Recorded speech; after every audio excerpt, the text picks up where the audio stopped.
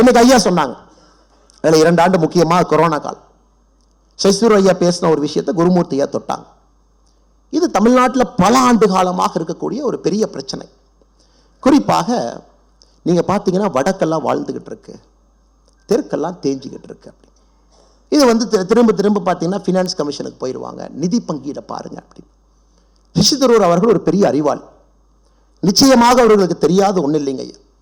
இன்னைக்கு இருக்கக்கூடிய formula modified version of Gadgil formula அப்படிங்கிறது 1969 இந்திரா காந்தி அம்மையார் கொண்டு வந்தது. இந்திரா காந்தி அம்மையார் 1969 காங்கிரஸ் ஆட்சியிலே கொண்டு வந்த பொழுது north south different states devolution of பாப்புலேஷனுக்கு 50% இந்திரா காந்தி அம்மையார் வெயிட்டேஜ் கொடுத்திருந்தாங்க. அது 100 ரூபாய் நம்ம அனுப்புறோம், அல்லது 100% 50% வாஸ் பாப்புலேஷன். 1990 திரும்ப காங்கிரஸ் எல்லாம் இருக்கும் பொழுது இட் வாஸ் ஸ்டில் 35%. நம்முடைய ஆட்சியில் நாம கொண்டு வந்த ஃபினான்ஸ் கமிஷன்ல, குறிப்பாக 15வது ஃபினான்ஸ் கமிஷன் முழுமையாக நம்மோடு இருந்துச்சு. 14வது ஃபினான்ஸ் கமிஷன் ரிப்போர்ட் கொடுத்திருந்தாங்க. முழுமையாக பார்த்தீங்கன்னா 14வது ஃபினான்ஸ் கமிஷன்ல 1971 மக்கள் தொகைக்கு 17.5%, 2011 மக்கள் தொகைக்கு 10%, அப்படின்னா 27.5% weightage was given to population. Bharatiya Janata கட்சி ஆட்சிக்கு வந்த பிறகு ஐயா குருமூர்த்தி அவர்கள் சொன்னது போல கன்சென்சஸ் எல்லா மாநிலத்தினுடைய அனுமதியை பெற்று எங்க 50-60% ஆரம்பிச்சதோங்க, we have brought it down to 15%. இன்னைக்கு 15% மட்டும்தான் பாப்புலேஷனுடைய weightage. Remaining 45% is the distance between the haves and have nots. அதை நம்ம எல்லாரும் ஏற்றுக்கணுங்க. பணம் இருப்பவனுக்கும் பணம் இல்லாதவனுக்கும் இருக்கக்கூடிய 45% வெயிட்டேஜ் கொடுத்திருக்கிறாங்க. 15% குட் பெர்ஃபார்மன்ஸ். பிஸ்கல் மேனேஜ்மெண்ட் நல்லா பண்றீங்களா, நீங்க மத்திய அரசுடைய ப்ராஜெக்டை வேகமா முடிக்கிறீங்களா, நீங்க வந்து வெளிநாட்டிலிருந்து வரக்கூடிய இன்வெஸ்டர் ப்ராஜெக்டை ஆன் டைம் பண்றீங்களா, அதுக்கு 15%. 10% இக்காலஜி, கிரீன் கவரை மெயின்டைன் பண்றீங்களா, தேவையில்லாம பொல்யூட் பண்ணலையா, கிரீன் எனர்ஜிக்கு போறீங்களா. 15% ஜியோகிராபிக்கல் ஏரியா. இது எங்கே ஆரம்பித்தது? காங்கிரஸ் 60-50% 15% பாப்புலேஷன் வெயிட்டேஜ் இன்னைக்கு வந்திருக்கு. அதை இன்னும் ஒரு விஷயமா பிடித்துக்கொண்டு அதை தொடர்ச்சியாக எந்தவித நாலேஜும் இல்லாம திராவிட முன்னேற்ற கழகத்தினுடைய அரசியல்வாதிகள் இது பேசுவது வியப்பு மட்டுமல்ல, இது நகைச்சுவை. இன்னைக்கு உங்களுக்கு தெரியுங்க, 16th ஃபினான்ஸ் கமிஷன் நம்ம அனௌன்ஸ் பண்ணியிருக்கோம். அனௌன்ஸ் பண்ணி 15 நாள் ஆகுது. 31/12/2023 நம்முடைய 16th ஃபினான்ஸ் கமிஷன் அனௌன்ஸ் பண்ணியிருக்கோம். 16th ஃபினான்ஸ் கமிஷன் புது வெயிட்டேஜ் கொடுக்க போறாங்க. உங்களுக்கு தெரியும், பாப்புலேஷன் வெயிட்டேஜ் 60 15 வந்துருச்சு. குட் பெர்ஃபார்மன்ஸ் 0 15 போயிருச்சு.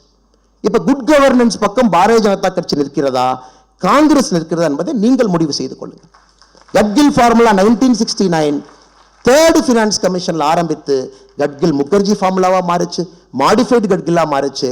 இன்னைக்கு நம்ம நித்தி ஆயோக்ல வந்த பிறகு முறையாக மாநிலங்களுக்கு நிதி பகிர்வு. நிர்மலா சீதாராமன் அவர்கள் மிக சிறப்பாக சொல்லியிருக்கிறாங்க.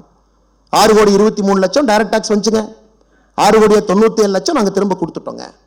இது வந்து ஒரு வாய்க்கால் சண்டையோ வம்பு சண்டையோ இல்லைங்க.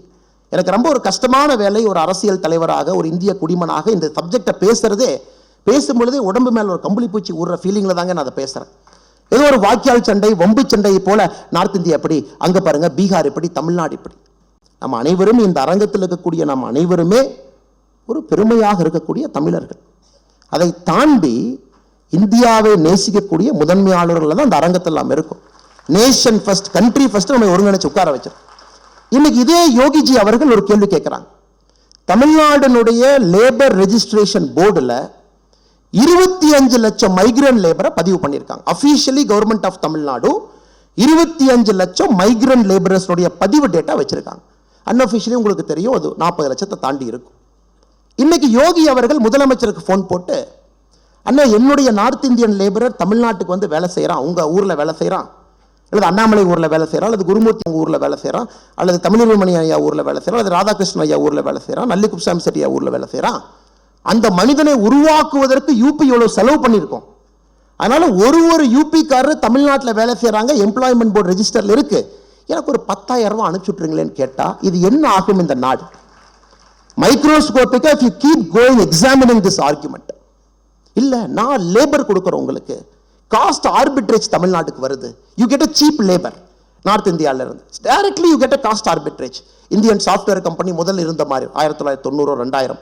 இப்ப யோகி அவர்கள் நிதிஷ்குமார் அவர்கள் அந்த ஆர்குமெண்ட் நம்ம முன்னாடி வச்சா, நாளைக்கு காலையில எங்களுக்கு எந்த நார்த் இந்தியன் லேபரும் வேண்டாம், தயவு செஞ்சு நீங்க போங்கப்பா, எங்க வேலையை பார்த்துக்கிறோம் நம்மால் சொல்ல முடியுமா? அதனால்தான் திராவிட முன்னேற்ற கழகம் தன்னுடைய அரசியல் வாழ்விலே முதல் முறையாக ஹிந்தியில பத்திரிகை அறிப்பு கொடுத்தாங்க. ஹிந்தியில பிரஸ் ரிலீஸ் கொடுத்தாங்க. மைக்ரேண்ட் லேபர் கிரைசிஸ் வரும்பொழுது ஹிந்தியிலே பிரஸ் ரிலீஸ் கொடுத்தாங்க. யாரும் போயிடாதீங்க, எல்லாம் இங்க இருங்க. ஒரு நாட்டை அப்படி நடத்த முடியாது sir. we cannot run a country like that. அதே ஆர்குமெண்ட்ல கொங்கு பகுதியில் இருக்கக்கூடிய 8 மாவட்டங்கள் தமிழகத்தினுடைய 54% டைரக்ட் இன்கம் கான்ட்ரிபியூட் பண்றாங்க. இப்ப கொங்கு பகுதியில் இருக்கக்கூடிய கோயம்புத்தூரோ, திருப்பூரோ, பொள்ளாச்சியோ, நாமக்கல்லோ, ஈரோடோ, சேலமோ அவங்க சரி நம்ம கணக்கு போடலாம், கணக்கு பிள்ளை மாதிரி கணக்கு போடலாம். கோயம்புத்தூர்ல மொத்த இன்கம் எவ்வளவு, மொத்த எக்ஸ்பெண்டிச்சர் எவ்வளவு ரோடு போட்டேன்னா மிச்ச பார்ட் என்னங்க ஆகும்?